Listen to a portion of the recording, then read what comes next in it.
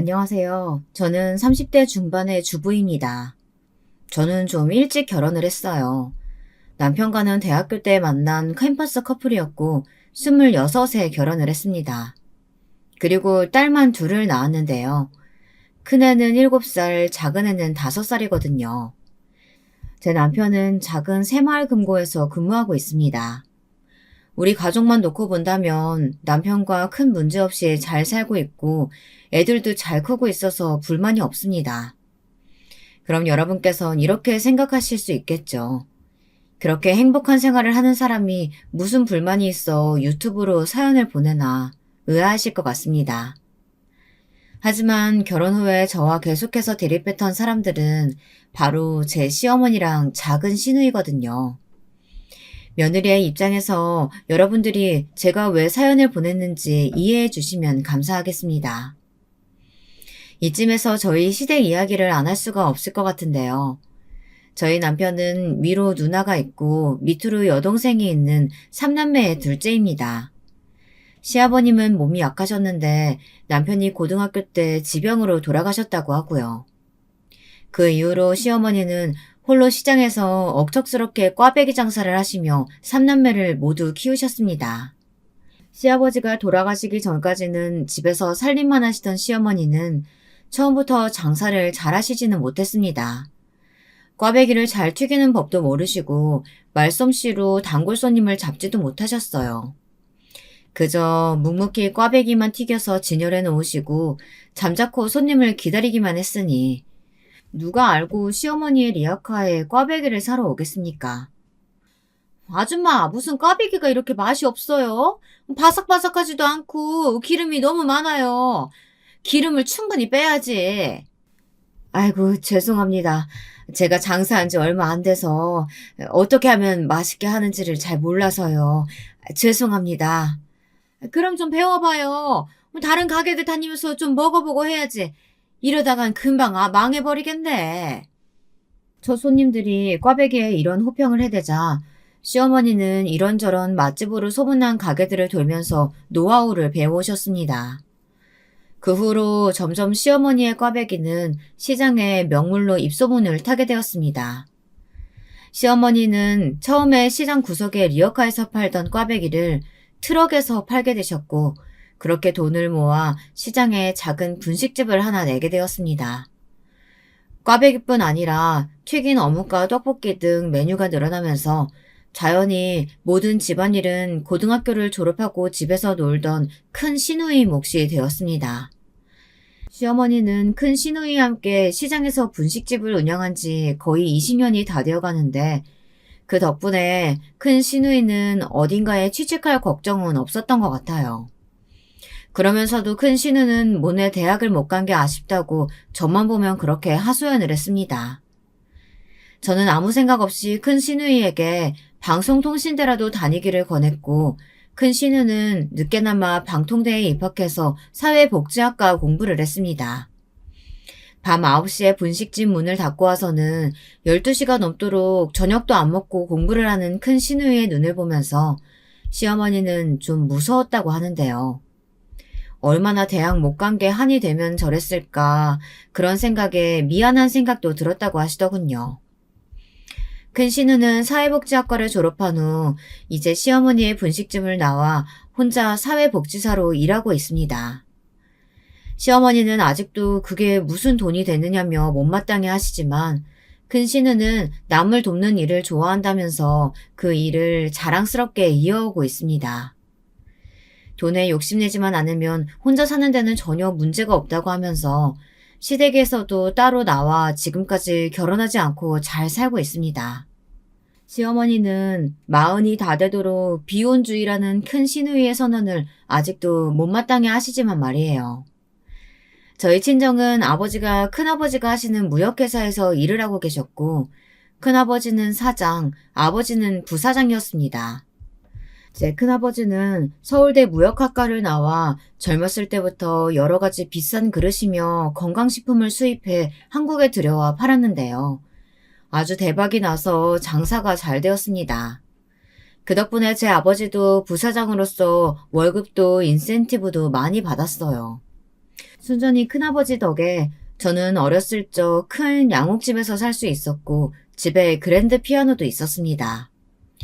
그 시대에 거실에 피아노 있는 집들은 부잣집이었던 거 아시죠? 자랑은 아니지만 제 어머니는 집에서 전업주부로 있으면서 한 번도 가게에 타격 없이 지금까지 잘 지내오고 계십니다. 시어머니는 저만 보면 친정 이야기를 하며 제게 부담을 주었습니다. 들어보나 마나 남편 고생시키지 말고 맞벌이로 돈을 벌라는 말이었죠. 예, 너희 큰아버지 회사가 꽤 크다면서? 너는 왜 진짜 거기서 일할 생각은 안 했니? 요즘은 애들이 어느 정도 크면 여자도 다시 직장 다녀서 맞벌이 해야 돼. 그래야 내 집 마련할 수 있다고 하더라. 이제 애들도 유치원 보내고 다 적응도 했으니까 너도 거기서 뭐 격리 일이라도 해라. 유치원 마치면 네 친정집에 맡기면 되잖아. 어머니, 저 숫자 더하는 거 잘 못해서 격리 일은 자신 없어요. 그리고 걱정 마세요. 조금만 애들 더 키우고 나서 제가 스스로 일할 때 찾아볼게요. 아무리 그래도 큰아빠 회사에 낙하산으로 들어가기는 싫어서요. 넌 그런 빽이 있으면 써먹어야지. 그게 무슨 말이야. 얘가 뭘 모르네. 네 남편만 믿고 있지 말란 말이야. 작은 새마을금고 대리가 무슨 돈이 있어서 언제 집을 사겠어. 시어머니는 조선시대의 못된 시어머니처럼 저한테 말도 안 되는 시집살이를 시키는 분은 아니었어요. 하지만 저한테 집에서 전업주부만 하고 있지 말라는 잔소리는 꽤 오랫동안 하셨는데요. 그 이유는 큰 신우도 어머니 가게에서 일하지 않았다면 꼼짝없이 고졸백수로 늙어갔을 신세고, 작은 신우 역시 해가 바뀌면 나이는 먹어가는데 이렇다 할 직업이 없어서였습니다. 나중에 들은 이야기지만 작은 신우 역시 대학을 너무 가고 싶었다고 합니다. 하지만 집안 형편 때문에 시어머니가 고등학교 졸업하면 꽈배기 장사나 도우라며 끝까지 반대를 하셨다고 하더라고요. 시어머니도 어쩔 수 없는 옛날 분이시라 남편인 아들만 대학 보내면 된다고 생각하셨답니다. 그런 시어머니에게 화가 난 작은 신우는 온전히 자기 힘으로 대학 등록금을 벌면서 다녔고 6년 만에 겨우 졸업을 했다고 하더라고요. 그러나 제 막내 신우는 그렇게 독하게 다닌 대학이 무색하게 얼마 전까지 백수였습니다. 물론 작은 신우가 취업 준비를 안 한 건 아니지만 특별히 공부를 잘하는 편은 아니었거든요. 대학도 학과도 그저 그런 곳이었던 신우에게 맞는 취직 자리는 잘 잡히지 않는 것이었습니다. 신우는 대학을 졸업하고 공무원 시험을 준비한답시고 고시원에 들어가 돈도 많이 썼는데요. 5년이 지나도록 한 번도 합격을 하지 못했습니다. 그래서 시어머니인 백수인 작은 신우 때문에 오랫동안 골머리를 앓았습니다. 예, 경자야. 혹시 너희 남편 회사에 우리 막내딸 취직 좀 시켜주면 안 될까? 얘가 내 딸이라서가 아니고 좀 성실하고 책임감은 있거든. 그래? 네 딸 대학 어디 나왔어? 서울 경기권에 있는 좋은 대학 나왔어? 요즘에는 고학력 여자 백수들이 하도 많아서 네 딸 스펙이 어지간히 좋지 않으면 아마 안 될 것 같아. 서울에 있는 대학 안 나왔으면 명함도 못 내밀 거야. 아유, 미안하지만 안 되겠다, 얘. 어, 그래, 알았어. 작은 신우가 계속 집에서 놀고만 있으니 시어머니는 답답하셨는지 여기저기 아는 연주를 동원해 취직을 부탁하셨다고 하는데요. 그래도 요즘 같은 때에 취직하기가 하늘의 별 따기 아니겠어요. 거기다 신우는 지방대 출신의 대학교 성적도 그다지 좋지를 못했거든요. 대학에 가는 것만 목표였지 정작 대학교에서 학점 관리는 제대로 안 한 것 같더라고요. 옛날과는 다르게 요즘은 학점도 다들 엄청 높잖아요. 그래서 학점 외에 스펙을 쌓으려고 공부하고 자격증도 따고 그런 사람들도 많고요. 그러니 어쩌면 신우이가 취직을 못하는 건 당연한 것이었습니다. 그렇게 신우가 백수로 간간히 아르바이트만 4~5시간씩 한 지가 5년이 넘어가자 시어머니는 드디어 인내심에 한계가 오신 것 같았습니다. 집에서 노느니 차라리 분식집에 출근해 꽈배기 장사라도 하라고 그렇게 작은 시누이에게 잔소리를 하셨던 모양이었습니다. 그렇지만 작은 시누이는 시어머니에게 이렇게 말하는 것이었어요. 남의 가게에서 돈도 얼마 안 되는 아르바이트 하느니 엄마 도와서 시장에서 꽈배기 파는 게 낫지 않겠어? 엄마도 알바 한 명 줄이면 돈도 더 많이 벌 테고. 차라리 그 돈 너한테 줄 테니까 제발 가게 나와서 일 좀 해라. 엄마, 내가 엄마 꽈배기 가게 들어갈 거였으면 고생해서 대학 가지도 않았어. 좀만 기다려. 내가 정말 번듯한 직장 구해서 엄마한테 큰 소리 땅땅 치면서 다닐 테니까. 난 지금 힘을 모으는 중이라고. 놀고 있는 게 아니거든?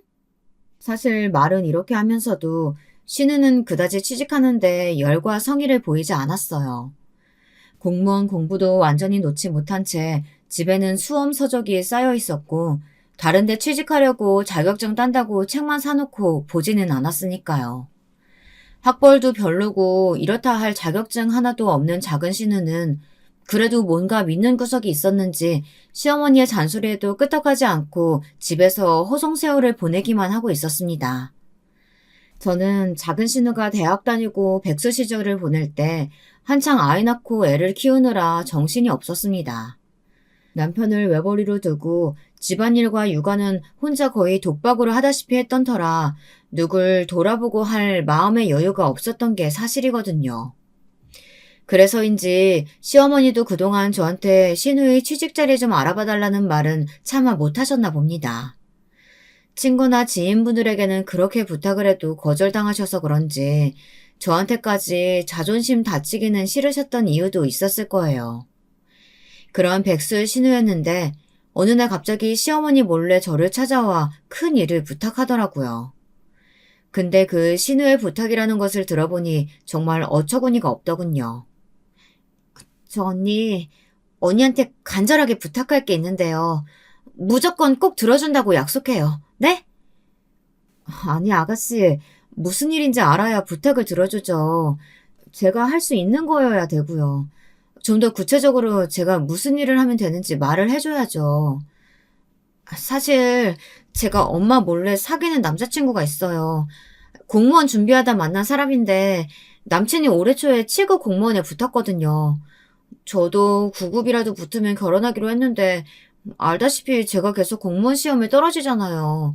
이미 나이는 30도 넘었고요. 저는 이 남자 놓치기 싫은데 상견례 전에 제가 어디라도 취직하면 남친이 상견례를 하자고 하는 거예요. 그래서 말인데 언니네 친정아버지 회사에다 제 취직 자리 하나만 만들어주면 안 될까요? 임시로라도요. 한 1, 2년만이라도요. 꼭 좀 부탁할게요, 언니. 저는 신우이의 정신 상태가 의심이 가기 시작했어요. 도대체 머릿속에 뭐가 들은 건지 솔직히 여러분들은 이해가 되시나요? 취직 자리를 결혼 성사를 위해 쓰겠다는 게 말이나 되나요? 그런 불순한 목적으로 회사를 다녀봐야 얼마나 가겠습니까? 저는 고개를 절레절레 저으면서 신우이에게 말했습니다. 아가씨, 내가 걱정돼서 하는 말인데 그런 목적으로 취직하겠다는 게 말이 돼요? 그건 우리 큰아버지 회사에도 아가씨에게도 도움 안 되는 일이에요. 그냥 남자친구한테 솔직하게 말하고 공무원 공부나 열심히 하는 게 어때요? 내가 이 결혼만 성사되면 알아서 그 회사에 사표 내고 나가주겠다고요. 누가 오래 일한대요? 저는 이 결혼 꼭 하고 싶어서 취직하려고 하는 거예요. 취업이 목표가 아니라고요. 언니는 친정 아버지라는 든든한 백도 있으면서 이 정도 부탁도 못 들어줘요? 아, 제발요. 언니 부탁 좀 할게요. 네? 막무가내로 저한테 매달려 그렇게 부탁을 가장한 협박을 하는 작은 신우의 등살에 못 이겨 저는 한번 친정 아버지에게 물어나 본다고 했습니다. 그때서야 작은 신우는 얼굴에 한박 웃음을 띄우면서 제 앞에서 물러나는 것이었습니다. 이 고집불통을 누가 말리겠어요. 어릴 때부터 막내로 자라 그런지 지금까지도 한 번 물면 놓지 않는 것이 우리 막내 신우였습니다. 고집이 엄청나서 시어머니는 물론 큰 신우도 남편도 동생 고집에는 두 손 두 발 다 들었다고 할 정도였으니까요. 자식이 되어 친정에 갈 때 좋은 소식만 가지고 가야 하는데 이번에는 저도 엄마 아버지께 면목이 없더라고요. 게다가 시어머니한테는 절대 비밀로 해달라고 하면서 언젠가 말을 해도 신우가 직접 한다고 하니 제가 얼마나 답답했는지 짐작이 가시겠어요. 그래도 신우 부탁이라고 모질게 거절하지도 못한 채 저는 부담을 가득 안고 어머니에게 어렵게 입을 떼었습니다. 어머, 네가 웬일이니? 별일 없으면 친정에도 잘 오지도 않는 애가. 애들 얼굴 잊어먹겠다. 용건 없더라도 친정에 자주 좀 와. 엄마, 미안해요. 내가 정신적으로 여유가 없어서요. 애들이 좀 더 커야 자유롭게 어디든 다닐 수 있을 것 같아. 애들 둘 데리고 지하철 타는 게 아직 쉽지가 않아요. 그럼 오서방이랑 같이 오면 되잖아. 오서방은 바쁜 직장도 아닌데 꼭 같이 오지는 않더라. 무슨 일이야? 너희들 싸운 거냐? 싸운 거 아니에요. 그 사람 몰래 좀 드릴 말씀이 있어서요. 좀 이따 저녁 먹고 집에 가봐야 할 것 같아요. 아버지, 혹시 우리 회사에 우리 막내 신우 취직 자리 하나 마련해 줄 수 있어요? 저는 신우의 대학 성적 증명서랑 이력서를 내밀었습니다. 그 서류들을 꼼꼼하게 훑어보던 아버지의 미간에 깊은 주름이 패였습니다. 그리고 얼굴에 점점 당황한 빛이 떠올랐습니다. 이런 스펙으로 어떻게 우리 회사에 명함을 내밀었는지 모르겠구나. 형님께 말을 해보기는 하겠지만 이런 일은 내 권한 밖이라서 말이야. 근데 너희 신우 대학 다닐 때 공부 안 하고 뭐 했다니? 그러니까 말이에요. 이런 성적으로 우리 큰아빠 회사에 붙을 수 없다는 거 너무도 잘 알지. 하지만 어쩌겠어요. 시어머니가 작은 신우 때문에 골치가 아프시다는데. 안 그래도 여기저기 다 면접에서 떨어지고 서류 넣어도 안 된다고 해서 신우이도 마음고생이 심한가 봐요. 그러니까 인턴부터라도 좋으니까 당분간만이라도 취직시켜 줄 수 없을까요? 네, 아버지. 예, 차라리 네가 온다고 하면 네 큰아버지가 더 좋아하시겠다. 그래도 우리 딸은 대학교 때 장학금도 받을 만큼 공부도 잘했잖아. 그래서 말인데 네가 취직할 생각은 없어? 내가 너무 어렸을 때 결혼해서 이 고생이지 뭐. 안 그래도 우리 시어머니 나보고 어디든 취직하라고 난리야. 근데 내가 큰아버지 백을 쓸 수는 없잖아요. 난 나대로 다른 데 알아본다고 했어요. 저녁을 먹으면서 친정아버지는 아무래도 친족 간의 낙하산 인사는 좀 곤란하다고 말씀하셨습니다. 아버지 입장에서는 저도 신우도 안 된다는 이야기였겠죠. 저도 알겠다고 이해한다고 말했지만 당장 내일부터 신우가 전화로 확인할 것이라고 생각하니 소름이 확 돋았습니다.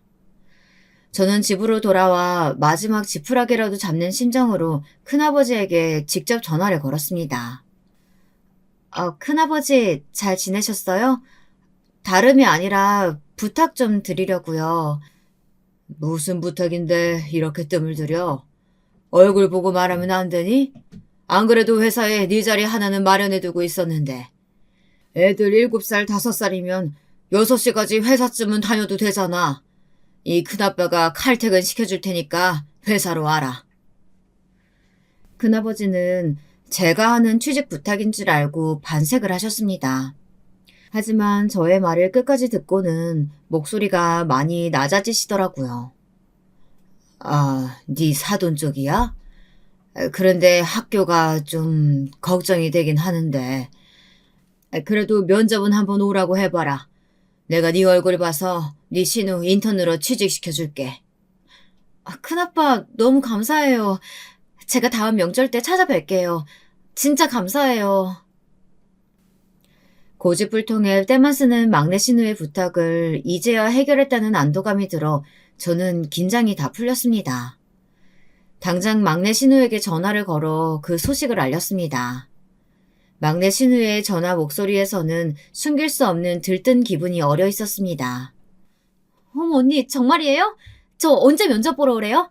사실 다음 달에 오빠랑 상견례 날짜 잡으려고 했거든요. 제가 진짜 이 은혜는 잊지 않을게요. 고마워요 언니. 아가씨 명심해요. 내가 꽂아준 거라는 거. 절대 회사 다니면서 들키면 안 돼요. 그리고 오빠한테도 절대 비밀이에요. 알았죠? 그럼요. 내가 내 무덤 파는지 왜 해요. 걱정하지 말아요. 절대 아무한테도 말 안 할 거니까. 저는 신우에게 면접 볼 때 유의할 점들에 대해 아주 길게 잔소리처럼 나열하고 나서 전화를 끊었습니다. 기껏 추천을 해줬는데 면접을 망쳐 파투가 나버리면 안 되잖아요. 원래 신입사원 뽑을 시기는 아니지만 제가 일부러 마련한 면접 자리인 만큼 저도 책임을 안 느낄 수가 없었습니다. 제 큰아버지 회사가 그저 그런 무역상은 아니고 주식 상장도 된 좀 큰 중견 기업이거든요. 그런 만큼 큰아버지는 검증된 인재를 뽑아야 한다고 평소에도 말씀을 많이 하셨습니다. 그런데 그런 깐깐한 큰아버지의 마음에 과연 신우가 잘 맞을 수 있을지 걱정이 되는 건 어쩔 수가 없더라고요. 저는 이미 제 손을 떠난 일이니 더 이상 신경 안 쓰기로 굳게 마음먹었습니다. 지금 제가 할 일은 애들 씻겨서 재우고 친정에 가느라 못한 청소 빨래를 하고 얼른 자는 거였으니까요. 그런데 어떻게 된 일인지 막내 신우는 큰아버지와 직접 본 면접을 통과한 모양이었습니다. 며칠 후 신우는 저한테 기쁨에 차서 전화를 걸었습니다. 언니, 저 사돈어른 회사에 인턴으로 합격했어요. 정말 고마워요. 다니는 동안에는 열심히 일할게요. 사돈어른께 고맙다고 전해주세요. 저 다음 달에 무리 없이 상견례 할 수 있을 것 같아요. 아가씨, 잘 됐어요. 근데 웬만하면 아가씨 결혼하고 나서도 잘 다녔으면 좋겠어요.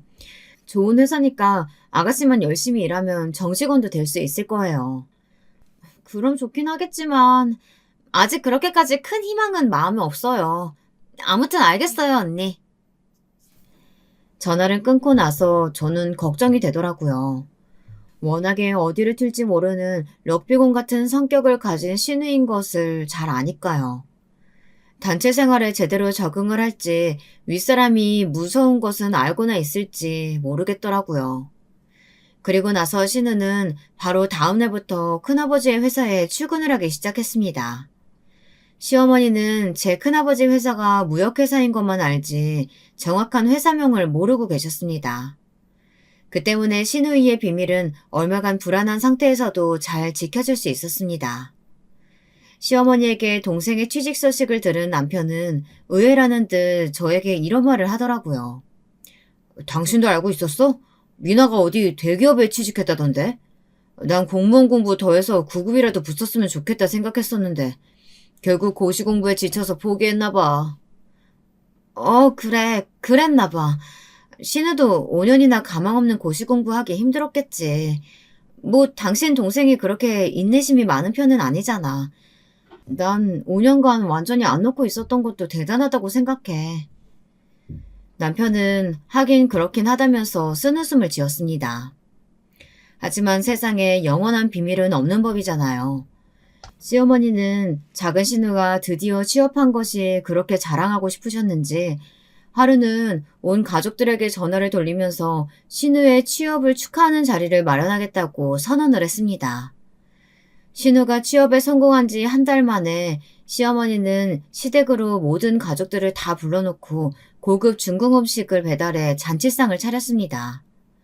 그러면서 저한테 미리 와 상 차리는 걸 좀 도와달라고 하시더라고요. 시어머니의 명령이니 어쩔 수 없이 애들을 데리고 남편을 재촉해 차를 타고 갔습니다. 시댁에 도착하니 시어머님은 아버님이 돌아가신 후 왕래도 거의 없던 시아버지 쪽의 형제분들도 불렀고 또 시어머니의 형제분들도 초대를 했더라고요. 집에서 하기에는 꽤나 규모가 큰 행사처럼 되어버리고 말았습니다. 어머니의 기분을 이해 못하는 건 아니지만 꼭 이렇게까지 크게 일을 벌였어야 했는지 저는 지금 생각해도 이해가 되지 않아요. 결혼식 뒤풀이면 이해가 돼요. 막내딸이 취직에 성공한 정도로 시댁의 고모랑 외삼촌들까지 불렀어야 했나 싶더라고요. 여러분들도 그렇게 생각하지 않으시나요? 저희 어머니가 좀 과한 것 같지 않으신가요? 막내 신우도 사귀는 남친 부모님께 잘 보이기 위한 시한부 회사 생활이 완전히 기정사실화되자 부담이 되긴 했던 모양이에요. 시어머니에게 귓속말로 이렇게 말하는 것 같더라고요. 엄마, 일을 왜 이렇게 크게 만들어? 나 인턴으로 합격해서 정직원 될지 1년이나 지나봐야 한다니까. 근데 친척들까지 초대할 필요가 뭐가 있어? 그냥 우리 식구들끼리 저녁 한 끼 먹으면 되지. 얘, 모르는 소리 하지 마. 듣자하니 거기 주식회사라며 유명한 회사일 거 아니야. 그런 곳에 인턴이긴 하지만 합격한다는 게 쉬운 일이니? 그러니까 내가 마지막으로 너라도 좀 자랑하고 싶어서 그랬다. 그동안 외삼촌이나 이모들 자식들이 얼마나 잘 돼서 내가 그 자리 가서 밥을 얼마나 얻어먹었는지 아니? 그게 또 가시방석이야. 그래서 신세 갚을 겸해서 마련한 자리니까 너도 그냥 웃으면서 거들기나 해. 시어머니는 고집스럽게 친척들을 모아놓고 그 자리에서 작은 신우의 취직턱을 내며 마음껏 자랑을 하셨습니다. 저는 정말 아무 말도 하지 않고 조용히 밥만 먹고 올 생각이었어요. 제가 알고 있는 사실을 말한다면 작은 신우도 시어머니도 크게 당황스러울 것이 뻔하니까요. 하지만 그날 시어머니는 선을 아주 세게 넘으셔서 결국은 제 인내심의 한계를 불러왔습니다. 예, 거기 소주 좀 더 가지고 와라. 얼른 삼촌들 옆에 놔두려. 네, 어머니 잠시만요. 아휴, 내가 가져올게. 당신 앉아있어. 애들 밥 먹이고. 남편이 소주를 가지러 간 사이 술에 엄청 취하셨던 시어머니가 갑자기 저한테 삿대질을 하시며 소리를 빽 지르시는 거였습니다. 야, 넌 뭔데 시어머니가 시킨 일을 네 남편한테 미뤄? 너는 이 집안에서 서열 꼴찌, 일해야 되는 며느리야. 그렇게 눈치가 없어서 나중에 애들 키우고 취직이라도 할 수 있겠어? 애들이 밥상에서 밥을 주물럭대며 장난을 하고 있길래 제가 애들을 돌보고 남편이 대신 소주를 좀 갖다 준 것이 시어머니는 그렇게 마음에 안 드셨나 봅니다. 아니, 남편이 제 대신 소주를 가지러 간 게 어머니가 그렇게 화를 내실 일인가요? 하지만 시어머니는 나를 잡았는지 아예 팔을 걷고 계속해서 저한테 소리를 지르시는 거였어요. 이래서 며느리가 잘 들어와야 하는 건데 이년아, 네가 내 딸 판만 닮았어 봐라. 너 모르지? 우리 미나 7급 공무원 남자친구 있는 거? 이번에 취직하면 다음 달에 남친이랑 상견례 하기로 했다. 우리 아들도 새마을공고에서 대리까지 승진했고. 그런데 넌 그동안 뭐 했니? 내가 말 안 하려고 했는데 너희들 상견례 할 때 네 엄마가 너 우리 아들보다 좋은 대학 나왔다고 얼마나 뻐기는지 내가 아주 꼴받아 죽겠더라. 근데 지금 봐라. 너는 그냥 집에서 애 낳고 집안일이나 하고 있잖아. 좋은 대학 나와봐야 무슨 소용 있어. 그렇게 눈치가 없으니까 경단녀 되는 거 아니야. 어머니, 그게 무슨 말씀이세요? 제가 애들 때문에 꼼짝 못하고 있으니까 남편이 대신 소주 갖다 줄 수도 있죠. 겨우 그런 일로 친척들 모여 계신 데서 공격적으로 저를 까내리실 필요는 없잖아요. 이미 가족 회식 자리는 웅성거리는 삼촌들과 이모들로 시끄러워졌어요.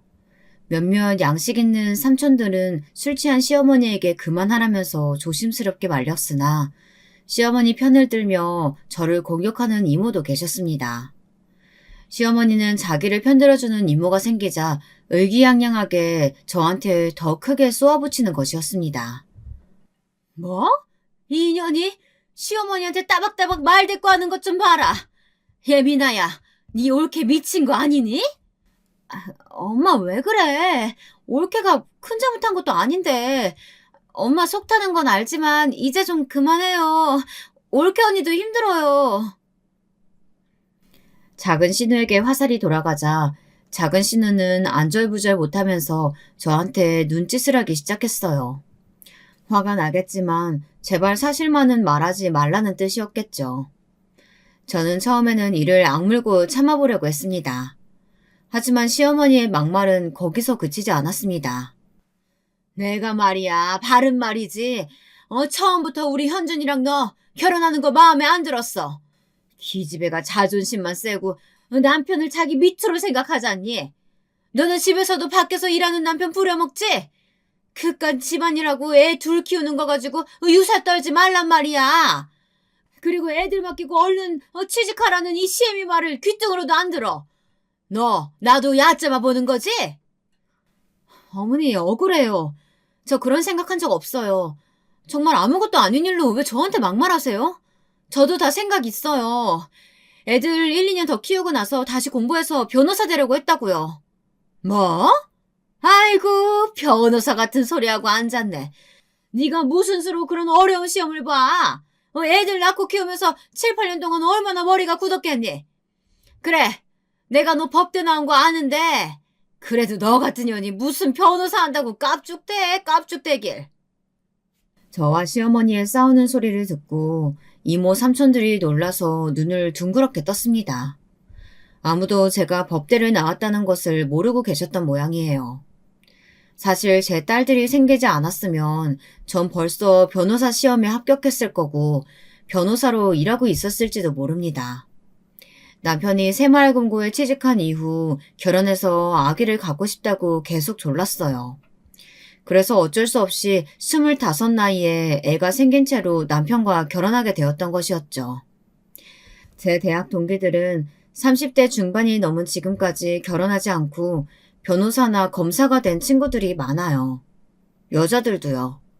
그 친구들 인스타그램을 보면서 상대적으로 제가 얼마나 초라하게 보이는지, 애들이 어렸을 때는 사실 힘들어서 남편을 원망했던 적도 많이 있었습니다. 제가 큰딸만 없었으면 당신이랑 결혼도 안 했고 저는 골드미스 국제 변호사가 되어 있을 거라며 농담처럼 말하곤 했거든요. 그러면 남편은 저에게 이렇게 말했습니다. 그러니까 내가 당신 놓치기 싫어서 우리 딸 먼저 가진 거 아니야. 당신 같은 똑똑한 사람 변호사까지 됐으면 나 같은 남자가 눈에 들어왔겠어? 아무리 오래 사귀었어도 당신 나 버렸을지도 모르잖아. 도저히 그것만은 못 견딜 것 같아.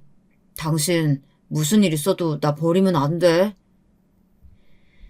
저 말을 듣고 저는 기가 막혔습니다.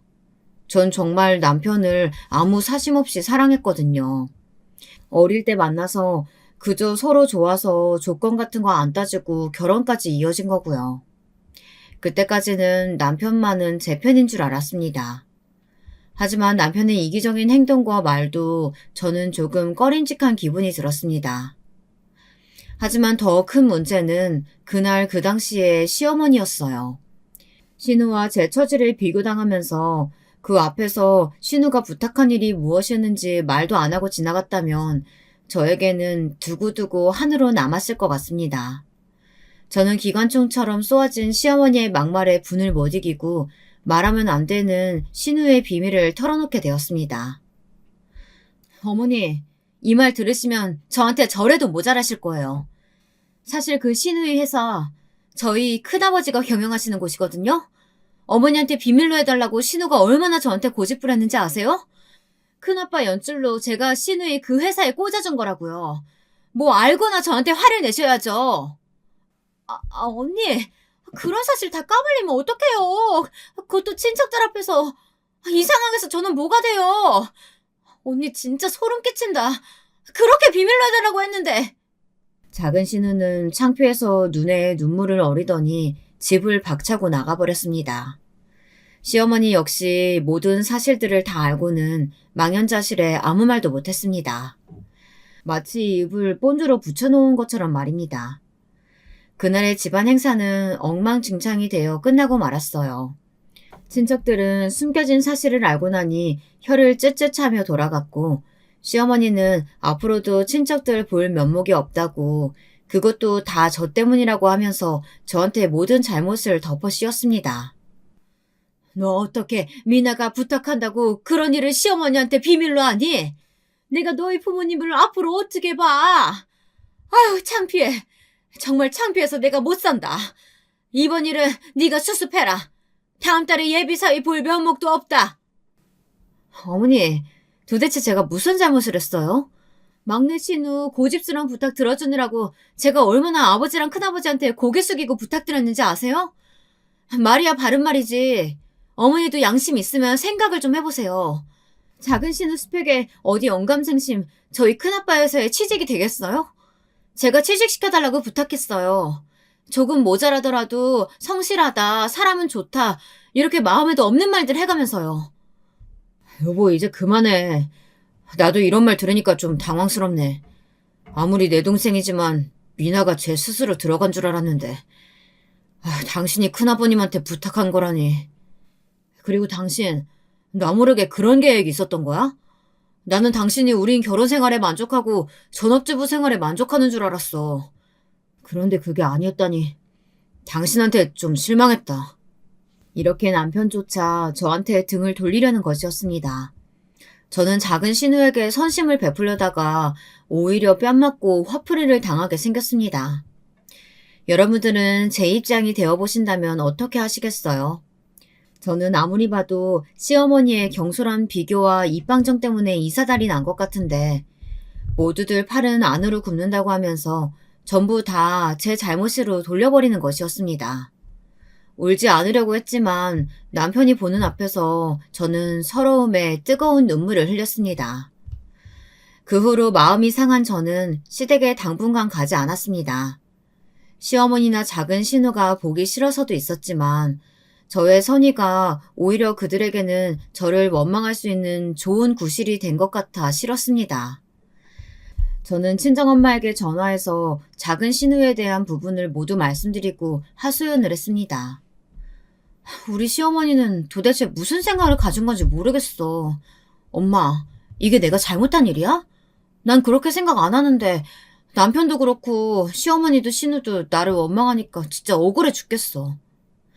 평소에 그쪽 사람들이 매번 너한테 그런 게 아니라면 웬만하면 좀 참고 살아봐. 그나저나 난 큰아버지 회사에 네가 들어가길 바랬는데 너는 거기다 신우이를 들이미면 어떡하니? 그런 자리는 소개해줘도 일하는 사람이 잘못하면 네가 더 욕먹어. 그러니까 함부로 그런 부탁 들어주지 마. 앞으로는 그냥 조용하게 살아. 그래서 저는 그 다음 달에 작은 신우가 남친을 소개해준다고 시댁으로 오라는 전화를 받았지만 이렇게 말했습니다. 언니, 저 오늘 집에 남자친구 데리고 와요. 상견례 때는 그래도 언니도 와야 하잖아요. 그 전에 얼굴이나 한번 봐요. 아가씨, 그 전에 나한테 뭐 할 얘기 있지 않아요? 그날 그러고 나가서 시어머니한테 한마디도 안 했다면서요.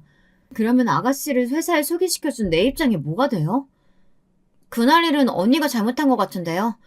우리 엄마도 좀 과하긴 했지만 엄마는 술을 너무 많이 마셔서 말실수한 거고 언니는 나랑 굳게 약속한 비밀을 그 앞에서 누설해버린 거잖아요. 그건 무게가 다르지 않아요? 난 언니한테 미안한 짓 안 했어요. 우리 엄마는 언니한테 사과해야 될지 모르겠지만 난 미안한 거 없는데요? 작은 신우는 이렇게 말하고 매정하게 전화를 뚝 끊어버렸습니다. 이렇게 매몰찬데 제가 그 집을 뭐하러 가겠어요. 이제는 시댁에서 무슨 짓을 한다고 해도 모른 척하기로 마음먹었습니다. 그리고 저는 인강으로 다시 법 공부를 하기 시작했어요. 무슨 일이 있어도 변호사 시험에 합격해 저를 무시한 시댁과 남편에게 복수를 하기로 결심했거든요. 제가 한번 마음 먹으면 진득하게 엉덩이 붙이고 공부하는 성격이에요. 그래서 대학 다닐 때 과에서 1등도 해봤고 성적 장학금은 1년도 놓치지 않고 졸업했거든요. 퇴근한 남편이 제가 식탁에서 공부하고 있는 모습을 보자 놀랐는지 바로 다가와 묻더군요. 당신 정말 공부해서 변호사 되려고 그러는 거야? 난 당신이 자존감 살리려고 그냥 해본 말인 줄 알았는데. 우리 애들도 잘 크고 있고 나도 당신 내조 받아서 안정적으로 직장 다니고 있는데 당신이 나보다 더 월급 많이 받고 바빠지면 나 무시할 거 아니야. 그러니 그냥 공부하지 말고 되는 대로 살자. 지금 와서 공부하면 언제 합격할지도 모르는데 왜 그렇게 힘든 길을 가려고 해. 제 남편은 그동안 피해의식이 많았는지 제가 공부를 그만두는 게 빠르다고 절 설득하려는 거였습니다. 하지만 저는 전혀 그만둘 생각이 없었어요. 저는 조용하게 목소리를 깔고 남편을 무서운 눈으로 노려보면서 대답했습니다. 이제껏 당신이 지금 행복하다, 이게 행복이다 그러면서 날 가스라이팅 했다는 생각 안 들었어? 당신 어머니가 나한테 시댁 갈 때마다 뭐라고 하신 줄 알아? 맞벌이라도 해야 집 산다고. 애 키웠으면 친정에다가 돌봐달라고 하고 나보고 일하래. 어머니는 정작 우리 애들 돌봐주실 생각도 안 하시면서 며느리를 애 키우는 기계로 전락시키더니 이제 애들 크니까 다시 일해서 자기 아들 등에 빨대 꽂고 살지 말라고 하시는 거야. 그래서 어머니 소원대로 해드리려는데 뭐가 나빠? 이왕 일할 거 당연히 당신보다 많이 벌어야지. 어머니 하시는 말씀이 당신 혼자 벌어서 언제 집 사고 건물 살 거냐고 그러시던데. 그동안 싸움이 될까 싶어 남편에게 말 못했던 사실을 전부 이야기하고 나니 저는 속이 시원했습니다. 하지만 듣는 남편은 자존심이 상했는지 얼굴이 점점 흑빛이 되더라고요. 남편은 당장 전화해 시어머니에게 소리쳤습니다. 어머니, 애엄마한테 돈 벌라고 하면서 부담 주셨어요? 당연한 거 아니니? 전업주부 그거 언제까지 할 건데? 너 혼자 벌어가지고 언제 전셋집 면할 거니? 네가 말 못하는 것 같아서 내가 며느라기 볼 때마다 잔소리 좀 했다. 왜? 그 애가 그것도 시애미 잘못이라고 하디? 그게 아니고요. 저는 이 사람 나가서 일하는 거 싫다고요. 이 사람이 진짜 변호사 되면 나 같은 남편 얼마나 무시하겠어요. 그래서 일하지 말고 애나 키워라. 계속 이렇게 말하고 있었는데 중간에서 어머니가 다 파토 내시면 어떡해요? 아이고 못났다. 너 진짜 내 아들 맞니? 될 가능성이 있는지는 몰라도 걔가 변호사 되면 걔 등에 네가 빨대 꽂고 살아. 그러면 되는 걸 뭘 그렇게 쪼잔한 소리나 하고 자빠졌어. 얼마나 크게 소리를 치시는지 수화기 너머로 시어머니의 통화 소리가 제 귀에까지 똑똑히 들리더군요. 그 말을 듣고 저는 소름이 오싹 끼쳤습니다. 이 집에 그대로 있다간 정말 평생 시댁의 한여 노릇하면서 내 인생을 다 갈아넣겠구나. 그러기 전에 얼른 도망가는 게 상책이다. 이런 생각이 들더라고요. 남편과 크게 싸운 다음 날 저는 큰아버지께 전화를 걸었습니다. 큰아버지는 반갑게 제 전화를 받으셨어요. 그 다정한 목소리에 저는 저절로 눈물이 났습니다. 바보처럼 저는 울면서 그동안 있었던 일을 하나도 안 빠뜨리고 큰아버지에게 말씀드렸어요. 저 얘기를 듣고 큰아버지는 당연히 아주 화가 나셨나 봅니다. 저에게 이렇게 말씀하시더군요. 아니, 우리 조카가 그동안 얼마나 시댁에서 구박을 받고 살아온 거야? 이런 이야기 왜 너희 엄마 아빠한테 안 했어? 그동안은 그냥 제가 참으면 변하겠지 했다가 작은 신우가 취직자리 부탁한 이후로 저도 친정에 말을 꺼내봤는데요. 그냥 엄마가 좀 더 참으래요. 그런데 저도 이제는 자존심 상해서 더는 못 참을 것 같아요. 큰아버지, 우리 작은 신우 거기서 일은 잘 하는 것 같아요? 기본도 안 되어 있는 사람을 뽑았는데 어떻게 좋은 성과를 기대해? 네 체면 봐서 실수 100번 해도 참고 있는 거야. 그런데 사돈처녀 말이다. 요즘에 인턴답지 않게 5시만 딱 되면 먼저 퇴근한다고 해서 그과 과정이 아주 곤란한가 보더라. 개념 없다고. 이게 요즘 세대 애들이냐면서 아주 나한테 한숨을 푹푹 쉬는데 이거 언제까지 봐줘야 하니? 저 이제 곧 이혼하려고요. 그래서 무슨 구실이라도 붙여서 작은 신우 쫓아내려고 하려고 했는데 본인이 그렇게 회사 생활이 엉망진창이라니 오히려 잘 됐네요. 우리 신우 남자친구랑 결혼하려고 저한테 취업 부탁한 거거든요. 결혼만 하고 나면 회사에 사표 내려고 했다네요. 참 어이없는데 그걸 알고도 소개시켜줘서 제가 큰아빠한테 죄송해요. 큰아버지는 작은 신우를 잘라야겠다고 좋은 사유를 귀뜸해줘서 고맙다고 하시면서 전화를 끊으셨습니다. 작은 신우가 퇴출되고 나면 저한테 그 자리를 주시겠다고 한번 생각해보라고 하시면서요. 큰아버지는 제가 이혼하는 게 훨씬 낫겠다고 어려운 일 있으면 큰아버지를 찾아오라고 당부하시는 것도 잊지 않으셨어요. 저에겐 아직 친정이라는 든든한 아군이 있다 그렇게 생각하고 열심히 인터넷 강의를 들으면서 변호사 시험을 준비했습니다. 다행히 아직 머리는 크게 굳지 않았는지 대학 때 강의 내용들이 살아나면서 수월하게 문제를 풀 수 있었습니다. 저는 공부를 하면서 틈틈이 남편과의 이혼 소송도 준비했습니다. 그 사달이 일어난 지 한 달 후 시어머니로부터 전화가 왔습니다. 머리 끝까지 화가 나 제가 전화를 받자마자 귀가 울리도록 소리를 치더군요. 너 어떻게 이렇게 뒤통수를 칠 수가 있니? 우리 집안 풍비박산 내려고 작정했어? 어머니, 무슨 말씀하시는 거예요? 전 전혀 모르겠는데요. 저는 짐작이 가지만 일부러 모른 척했습니다. 제 패를 처음부터 섣불리 까보일 순 없잖아요. 시어머니는 저에게 화풀이를 하기로 작정하신 것 같았어요. 사실 따지고 보면 작은 신우가 해고당한 것도 자기 탓이고 시어머니가 신우랑 짜고 신우 남친과 상견례를 하겠다는 것 역시 사기 행각에 가까운 거 아니겠어요? 모른 척 하지 마. 내일 상견례해야 하는데 오늘 우리 미나 그 회사에서 잘렸다고 울면서 전화 왔다. 네가 자르라고 시켰지? 네 큰아버지한테 모함이나 하고 내 딸이 어디가 어때서 거기서 해고당해야 하니? 어머니, 모르셨던 모양인데요. 작은 아가씨 그 회사 계속 다닐 생각도 없었고요. 남친 집안이랑 상견례 잘 넘기려고 임시로 저한테 회사 꽂아달라고 부탁한 거였어요. 그거나 아시고 말씀하세요. 그리고 잘렸으면 정당한 해고 사유가 있었겠죠. 아무리 제가 모함한다고 큰아버지 사람 함부로 해고 안 시켜요. 어제 들은 건데 인턴답지 못하게 5시만 되면 칼퇴근하고 일도 엉망진창으로 했다고 하던데요. 작은 신우가 그런 말은 안 해요? 뭐야? 내 이 기집애를 그냥? 시어머니도 더 이상 할 말이 없으셨는지 작은 신우에게 화살을 돌리며 전화를 끊으셨습니다. 저는 계획대로 되어가고 있다는 생각에 빙긋 미소를 지었습니다. 이제는 굿이나 보고 이 집안과는 아예 인연을 끊을 생각이었으니까요. 저는 그날로 유치원에서 돌아온 애들을 데리고 짐을 싸 집을 나갔습니다.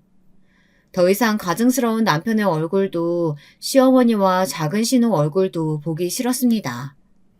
친정으로 돌아온 저는 친정아버지에게 그동안에 제가 당한 일들을 모두 말씀드리고 이제부터 변호사 시험을 목표로 할 것이고 남편과는 이혼하겠다고 선언했어요. 그날 이후 작은 신우는 상견례를 어찌어찌 넘기기는 했지만 결혼 준비를 하던 중 남자친구의 집안에서 직장에서 강제로 해고당해 백수가 되었다는 것을 들키게 됐다고 합니다. 결혼 전에 집안을 속인 게 들통나 남친 집안에서는 작은 신우와 파혼을 하겠다며 길길이 날뛰었던 모양이에요. 그것조차 시어머니는 저에게 전화해 제 탓으로 돌리더라고요. 야, 이년아, 너 우리 집안이랑 무슨 원수를 져서 이따위로 파토를 내? 너도 그래. 남편 놔두고 집 나간 년이 무슨 기세가 등등해서 이혼 소장은 보낸 거냐?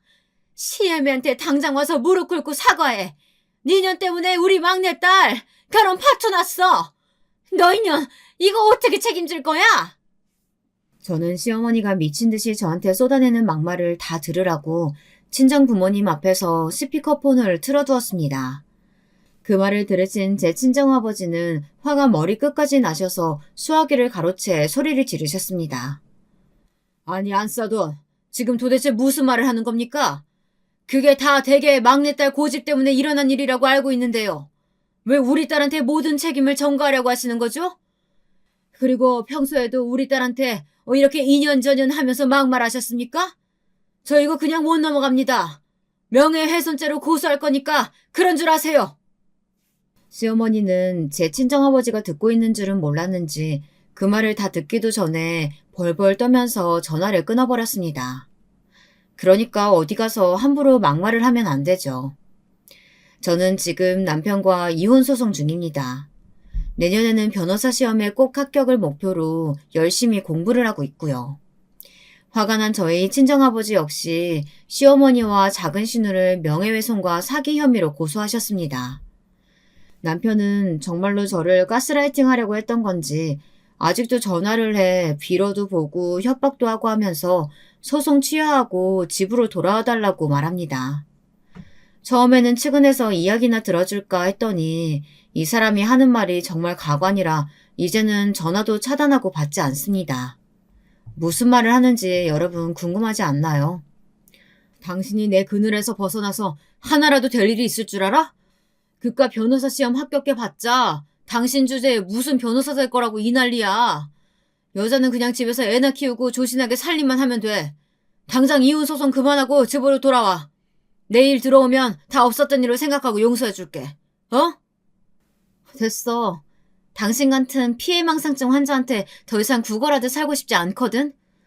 내가 능력 있어서 변호사 준비하겠다는데 네가 뭔데 그걸 막으려고 난리야. 당신 그 말 그동안 나를 완전히 무시하고 살았다는 거 아니야. 진짜 소름 끼친다. 이제껏 사이코를 착한 남편으로 믿고 살아왔던 내 8년간의 결혼 생활이 너무 아깝다. 다시는 안 돌아가. 이제 당신 전화 차단할 거니까 알아서 해. 사랑하고 믿었던 사람에게 뒤통수를 맞고 나니 오히려 깨끗하게 남편을 포기하고 냉정하게 돌아설 수 있게 되더라고요. 여러분, 오늘 저의 사연 어땠나요? 이 사건은 저에게도 굉장한 고구마였는데요. 이 소송이 끝나고 나면 조금이라도 속 시원해졌으면 좋겠다고 생각합니다. 저의 딸들이 크면 나중에 엄마로서 해주고 싶은 말은 이것뿐입니다. 연애할 때도 남자에게 속지 말고 남편이라고 너무 믿지 말고 자신만의 능력을 키워야 한다고요. 여러분들에게도 딸이 있으시면 무조건 남편 말 따르거나 싫은 일이 있어도 맞는 말 못하고 참지 말라고 충고해 드리고 싶습니다. 긴 이야기 들어주셔서 감사합니다. 여러분들 가정에 행복이 가득하시길 바라겠습니다.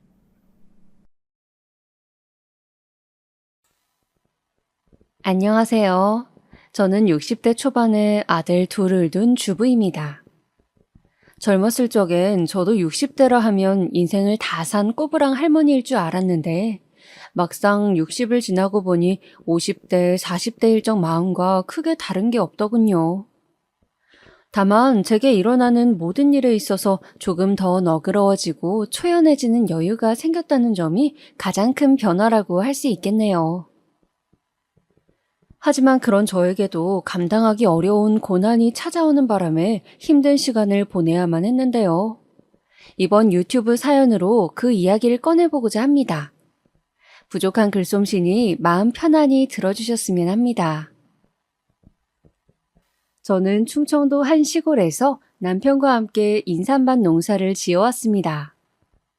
20대까지만 해도 다른 도시에서 직장을 다니던 저였지만 사촌의 중매를 통해 지금 이곳 마을이 고향이던 남편을 만나 정착하게 되었죠. 뜻하는 대로 흘러가지 않는 게 인생이라 하지만 어릴 적엔 제가 시골에서 농업을 하게 될 거라고는 생각을 못했습니다. 그건 타고난 농사꾼들만이 할 수 있는 일이라고 여겼으니까요.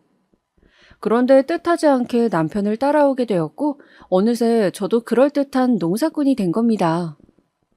처음엔 안 해본 일이 없던 것 같네요. 고추 농사나 가지 농사도 지어보고 복숭아를 키워서 과수원도 해보고요. 그 무엇 하나 쉬운 일이 없었어요. 남편과 둘이 일궈내기엔 너무나 손이 많이 가는 일에다 여름만 되면 18시간씩 일해야 하는 그야말로 중노동이었으니까요. 해도 끝이 없는 일에 손끝 하나하나가 갈라져 감각을 잃어가도 저는 아내이자 엄마로서 살아내야 하기에 하루하루에 최선을 다하며 일했죠. 남편은 저에게 항상 고맙다고 했지만 남편 또한 참으로 정직하고 성실한 사람이라 잠 한 번 편히 못 자고 몸이 부서질 듯 일해왔으니 저에게도 참 고마운 사람이죠. 그렇게 40년이 지나고 보니 어느새 빚을 갚고 새 집을 짓고 자식들 물려줄 재산 정도 모았네요. 그 모두가 알뜰히 써가며 구슬땀 흘려 모은 결과이기에 저에게는 지난 세월이 마치 훈장처럼 느껴집니다. 적어도 남 부끄럽지 않게 해줄 수 있는 부모가 되었다는 생각에 뿌듯하기도 했고요. 그래서인지 제 삶의 마지막 숙제가 있다면 두 아들이 각자의 자리에서 성공하여 잘 먹고 잘 사는 모습을 보는 게 아닐까 싶어요. 자식 가진 부모라면 다 똑같겠다만 저에게도 두 아들은 제 목숨과도 같은 존재예요. 이 아이들을 보며 살았고 살고 있고 살아가려고 하거든요. 가난한 시골에서 태어나 그 흔한 장난감 한번 사준 적이 없지만 말썽 피지 않고 자란 애들이에요. 제가 못 배운 터라 제대로 된 교육도 못했지만 타고난 성향이 그런 건지 참으로 순하게 커주었죠. 그게 저의 자랑거리이기도 했고요. 둘은 5살 터울이었는데 첫째는 살가우면서도 말을 잘 듣는 순정적인 아이였어요. 둘째는 말수는 적어도 우직하고 믿을 수 있는 든든함이 있었고요. 이렇듯 너무나 소중한 남편과 아이들이 있었기에 금전적으로는 부족해도 언제나 화목한 가정을 유지할 수 있지 않았나 싶네요. 그 후 평생 꼬마아이처럼 엄마를 찾을 것 같던 두 아들들은 어느새 학교를 가고 성인이 되고 결혼을 해 가정을 이뤄냈습니다. 그간의 시간들이 어떻게 흘러간 건지는 모르겠어요. 시간은 나보다 아들들에게 더 빨리 적용되는 게 아닌가 싶었죠. 어느새 그 둘이 각각 한 가정의 가장이 되어 있었으니까요. 첫째는 비교적 빨리 회사에 취직해 다른 부서에서 디자이너로 일하던 며느리와 만나 1년 반 전에 결혼해서 서울에서 살고 있어요. 시험을 보고 경찰이 된 둘째도 예비 며느리와 이제 곧 결혼을 앞두고 있네요. 둘째는 근처 시내에서 일하고 있으니 더 자주 보는 사이이기도 하고요. 첫째가 30살이 되던 해 처음으로 결혼하고 싶다며 여자친구를 집으로 데려온 날이었어요. 그날따라 저는 유독 긴장을 많이 했었습니다. 혹시나 시골에 대한 안 좋은 시선으로 인해 우리 집에 들어오길 꺼려하면 어떡할까? 우리가 세련되지 않은 사람들이라 아들과 결혼하길 싫어하면 어떡할까? 여러 걱정이 들더군요. 하지만 그런 걱정은 기우였던 듯이 그 아이는 특유의 명랑함으로 우리를 친절히 대해주었죠. 이런 마을은 처음 와봤지만 도시와 다르게 자연의 따뜻하고 온화한 분위기가 마음에 든다면서요. 나중에 나이 들면 그런 시골 마을에서 사는 것도 너무 좋겠어요. 원래 그런 로망 하나쯤은 가지고 있잖아요. 어머님, 아버님 댁 옆에서 살아도 좋을 것 같고요. 그치, 지훈 씨? 적당히 강단도 있고 고집도 있어 보이는 게 첫째와 잘 어울리는 아내감이라고 생각했죠. 첫째는 다 좋지만 약간은 무른 감이 있어서 줏대를 잡아줄 사람이 필요할 것 같았거든요. 그 만남 후로 첫째 아들의 결혼은 일사천리로 진행되었어요. 그동안 모아둔 돈으로 집을 마련해 주려고 했지만 첫째가 거절하더라고요. 자신이 모아둔 돈도 있고 첫 집은 대출받아서 전세로 가려고 했다면서요. 그래도 자식이 결혼하는데 부모가 되어서 손 놓고 있을 순 없으니 반 정도는 보태주었습니다. 첫째는 너무나 미안해하면서도 고마워하며 꼭 갚겠다고 했지만 어차피 자식들에게 나누기 위해 모아온 돈이라 전혀 아깝지 않았습니다. 오히려 제 계산보다 한참 적은 금액을 지원해준 터라 나이가 더 들고 나면 가게라도 차릴 목돈을 물려주기로 염두에 두었죠. 둘째는 사실 결혼을 안 할 줄 알았어요. 워낙 애가 숫기가 없어서 연애와는 담을 쌓았거든요. 그런데 중학교 동창을 다시 만나더니 이렇게 식을 올리게 된 거예요. 그 사람이 누구든 간에 둘째가 함께할 반려자가 생겼다는 것만으로도 저는 정말 행복하더라고요. 결혼이 삶의 종착역은 아니지만 그래도 내 자식들만은 일생이 외롭지 않도록 결혼하는 걸 봐야 마음이 편할 것 같았거든요. 어찌됐건 여기까지가 제가 걸어온 길고도 짧은 길이에요. 고단한 삶이었지만 순탄하다면 순탄한 일상이기도 했죠. 하지만 문제는 예상치 못한 시기에 갑자기 저를 덮쳐왔어요. 첫째가 결혼한 뒤 1년 반이 지나고 둘째가 결혼을 반년 정도 앞둔 때였습니다. 별로 좋은 이야기는 아니지만 상황을 위해 먼저 설명하자면 남편이 나무를 하다가 낮은 절벽에서 떨어지는 바람에 다리가 부러졌는데 그 뒤로 거동이 불편해졌거든요.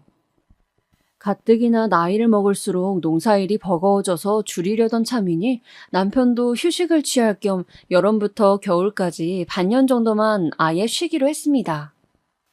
몇 년 동안은 계속 살펴야 하는 인삼밭을 제외하고서요. 막상 쉬려고 하니 또 좀이 쑤셔서 싫더군요. 매일 아침 등산을 가고 강아지를 데리고서 산책도 다니는 등 틈틈이 많이 움직이면서 운동을 하려 했어요.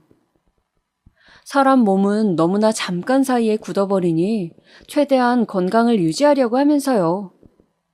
쉬면서 그동안 못 갔던 교회도 가고 책도 읽고 동네 이웃들과 어울려 지냈네요. 그런데 삶에 여유가 생기니 우리 엄마가 보고 싶더라고요.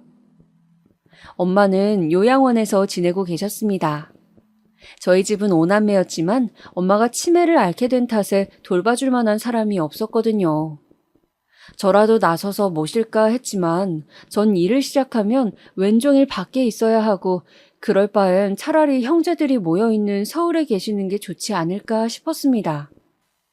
돌아가면서 엄마를 찾아뵈면 될 테니까요. 다만 제가 살고 있는 곳이 요양원으로부터 너무 멀어서 자주 찾아뵙질 못했어요. 그게 항상 마음의 짐으로 남아 있었네요. 항상 1년에 한 번 겨울에만 찾아뵈었는데 이렇게 쉬게 된 참에 한 달에 한 번씩은 찾아뵙기로 한 거예요. 남편이 함께 갈 수 없으니 그때부터 혼자 기차를 타고 서울을 오가며 엄마를 만나고 왔습니다. 그리운 엄마는 자주 못 만난 사이 많이 수척해져 있었고 이전보다 더 어린아이가 되어 있었어요. 제 얼굴도 잘 못 알아봤지만 다행히 이따금씩 정신이 들어 제 이름을 몇 번이나 부르곤 하셨네요. 희미한 목소리지만 그 한 글자 한 글자가 얼마나 감격스러웠던지. 저도 이젠 할머니가 되었지만 엄마 앞에선 여전히 사랑을 바라는 어린 딸이 되더라고요. 그렇지만 자식을 위해서 평생을 헌신하며 살아온 분인데 이렇게 혼자서 침대에 누워있는 모습을 보니 죄송스러운 마음이 더 컸네요. 그렇게 한 달에 한 번씩 의례적으로 찾아뵌 지도 3달이 지날 쯤이었습니다. 남편은 최대한 움직임을 삼가야 했기 때문에 집에만 머무르다 보니 자동적으로 제가 남은 일거리를 도맡게 되었죠. 어차피 여름에 심은 게 없어서 큰 일손이 필요한 건 없었지만 이전에 일거든 것들을 처리해야만 했어요. 가을이 되니 생각보다 거둘 게 많아서 몇 주간은 꽤나 바삐 움직여야 했습니다. 그런데 그 와중에 엄마 요양원에 갈 날짜가 다가온 겁니다. 바쁜 시기니 일정을 미루려고 했지만 이내 포기했습니다. 안 그래도 지난번에 다녀올 때 하늘이 뚫린 듯 비가 오던 터라 약속을 미뤘거든요. 그랬더니 요양원 쪽에서 급히 연락이 와서는 엄마가 울고불고 난리를 친다는 겁니다. 막내딸이 오늘 오기로 했는데 오지 않았다면서 찾아달라고 그런 거라고 하더라고요. 그 얘기를 듣는 순간 말문이 막히고 어찌나 죄스럽던지 전화를 끊고서 허겁지겁 둘째에게 데려다 달라고 부탁해 곧바로 서울로 향했습니다. 저에겐 수많은 일정 중 하나지만 그게 엄마에겐 얼마나 소중한 약속이었을지 생각을 못했던 거예요. 그날 요양원 도착하자마자 엄마를 꼭 껴안아줬던 기억이 선명하네요. 그래서 이번에도 약속을 변경하지 않고 다녀오기로 한 겁니다. 하지만 하필이면 그날 새벽부터 할 일이 많아서 오전 기차를 놓쳐버리게 되었어요. 할 수 없이 오후 기차를 타고서 서울로 향했습니다. 부끄럽지만 일을 하고 바로 출발한 터라 꼴이 말이 아니긴 했어요. 제대로 씻지도 못하고 옷만 대충 갈아입은 채요. 올라가는 기차 안에서 급한 대로 정돈하긴 했지만 평소 때와는 차이가 있었을 거예요. 올라가자마자 엄마를 만나고서 이런저런 이야기를 나누다 보니 어느새 늦은 저녁이 되었더라고요. 뒤늦게 집으로 올라가려니 오전에 무리해서인지 몸은 이미 녹초가 됐고 밤은 깊어져서 난감하더군요. 염치 없지만 어쩔 수 없이 첫째에게 연락을 하게 됐습니다. 이전에도 외할머니 요양원에 가게 되면 본인 집 근처니 와서 자고 가라고 몇 번 말했거든요. 하룻밤만 신세지자는 생각으로 연락해보았더니 고맙게도 바로 오더라고요. 첫째 집은 예전에 첫 이사를 했을 때 잠시 들린 것 말고는 처음이었습니다. 첫째 며느리와는 자주 보지 못했어도 때 되면 가끔씩 전화통화를 하거나 문자를 주고받곤 했었거든요. 흔히 말하는 딸 같은 며느리와 친엄마 같은 시어머니 관계는 아니어도 속정이 있는 사이라고 생각했죠. 그래서 제가 하룻밤 묵는 걸 가볍게 생각했던 것 같네요. 이게 저의 실수라면 실수였던 것 같습니다. 첫째 집에 도착하고 나니 며느리가 반갑게 맞이하더라고요.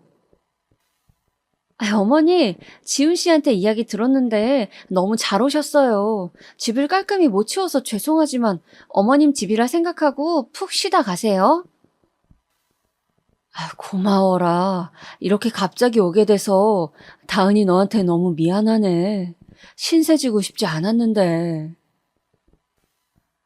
그런 말씀을요. 오히려 잘 됐어요. 밤늦게 돌아가시면 위험하셨을 테고 이렇게 된 거 아들 집도 구경하시면 좋잖아요. 빈말이라도 먼저 나서서 반겨주고 챙겨주는 며느리가 너무나 고맙더군요. 저는 샤워를 마치고서 아들 부부와 함께 이런저런 이야기를 나누었습니다. 저는 그동안 제가 남편과 둘이 지내며 있었던 소소하고도 소박한 하루 일과들, 지난 여름 동안 마을에서 일어난 수많은 자연 변화와 여러 볼거리들에 대해서 말해주었죠. 괜스레 걱정할까봐 요양원을 오가며 엄마와 있었던 일에 대해선 이야기하지 않았지만요. 아들 쪽 이야기도 들어보니 그 부부도 열심히 살고 있던 것 같더라고요. 둘은 같은 회사를 다니고 있는데 회사 상황이 점점 안 좋아져서 부업으로 할 만한 다양한 일을 알아보고 있다고 했어요. 며느리가 인테리어 일을 하니까 그 전공을 살려서 카페 창업 쪽으로 생각한다고요. 그저 나이든 시골 할머니로선 아들과 며느리가 하는 이야기가 무슨 말인지 정확히 알아듣지 못했지만요. 이런저런 생각이 많은 것 같기에 먹고 사는 걸 걱정하는 건 모두가 같은 고민이니 제가 해줄 수 있는 조언을 해주기도 했어요. 대화 중간중간 둘째가 하고 있는 일에 대해 묻기도 했지만 저도 자세히는 몰라서 대답해주긴 어려웠어요. 며느리가 말하길 도련님은 말투가 너무 딱딱하고 경직돼서 대화하기 어렵다고 하더라고요. 살가운 첫째와는 다르다면서요. 그때는 몰랐지만 아마도 둘째 험담을 하고 싶어 했던 것 같네요. 저의 눈치 없음이 이렇게 또 상황을 모면하는 데 도움이 된 것 같아요. 그렇게 반가운 만남도 잠시 저는 고단한 몸을 이끌고 이만 잠에 들기로 했습니다.